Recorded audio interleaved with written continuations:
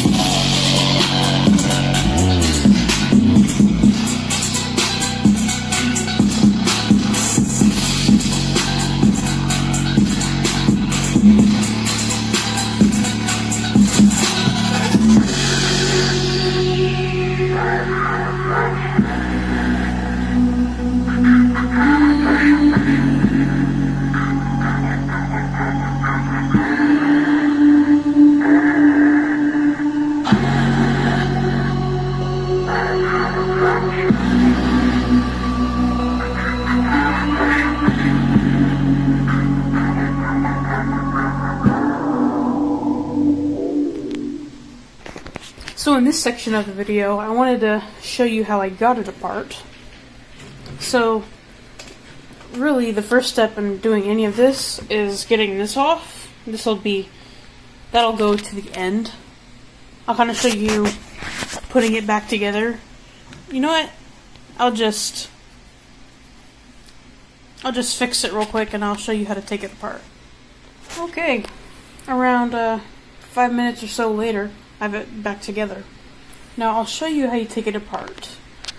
So the first thing you have to do is remove the rubber. Like I said, I was kind of working backwards before. Let's see, what can I use for a stand? Okay, so what you have to do first, I'm gonna remove these, is you have to take the rubber off. Sorry for all the desk stuff I have. I'm a engineer in training. The first thing you do is remove the rubber. It's pretty easy. All you have to do is get to the side here, and then you pull on this back part. There's probably a better way to do this. This is all I've got. So, just gotta pull hard. If I don't break my desk.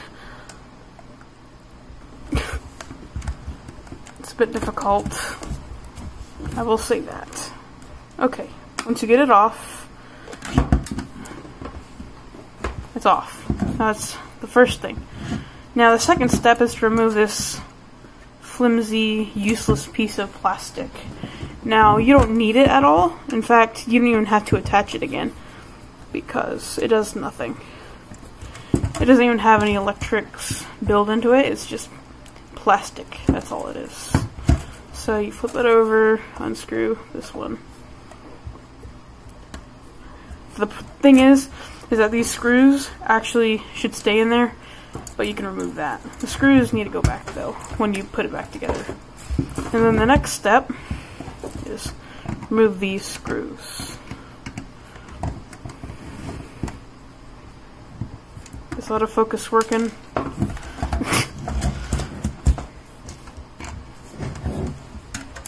Just a bit difficult. I'm having okay. The camera's not being my eye today. Alright, now if you try to pry it apart, you'll find it stuck. It's because on this side, it's got a bit of a trick. If I can find my little thing.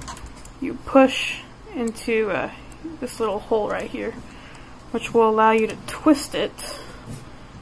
You gotta twist it if you can find it. There, you can twist it by doing that, which unlocks that. Which then you can pull that off, and voila, you're through.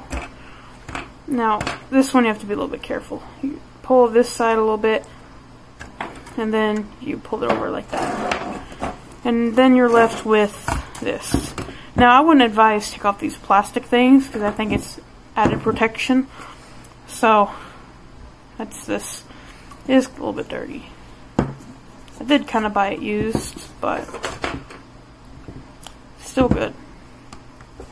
And that'll be all for this video, I think. But you know what? I don't know. I don't know if I'll add anything else. Oh, also, these are not separate compartments. It's not splitted like that. It's all the same inside. I've not opened it, but I know that for a fact when you press that, it presses that up too. And it slightly moves the front ones. If you press both, you get a lot of movement. Ooh. There's something right there. This is all rubber. I swear this is all rubber on the back. But hey, I'll take it. It actually sounds decent, as you heard. It sounds... it has a tiny bit of distortion, but it's not really that noticeable. It's not like, I'll go grab it real quick. Like this. It's not like this in terms of distortion. In fact, this is a size reference. This is maybe a little bit smaller. Now it's said to have 30 watts, like 215 watt drivers. I think I could probably believe that. But I feel like this one gets louder. I don't know about you. Maybe I can do a whole reference test in between all the speakers I have in the future. Just see how every one of them sounds compared to each other. Help your buying decision. English. Yeah. Goodbye.